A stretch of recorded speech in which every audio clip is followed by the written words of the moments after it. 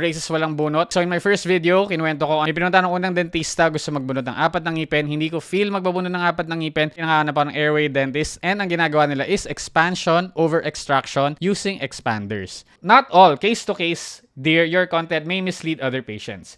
Please, next time, put a disclaimer sa unang part ng video mo. Case-to-case basis yan. Sponsored ka ba, boss? Madami kasing dentista ang nag-aaway ngayon because of your last video. Para sa mga dentista, no, kayo po ang expert, kayo po ang professional, ako po patient lamang, and sinishare ko lang po yung experience ko. Kayo po mga dentista, you know best. However, I have a right to my own body. Ayaw akong magpabunot ng ngipin if perfectly healthy yung teeth at hindi naman kailangan bunutin. And so that's why I went with expansion. So, based sa comments na to, no, bakit ba parang very, case-to-case basis yan. Hindi yan pwede.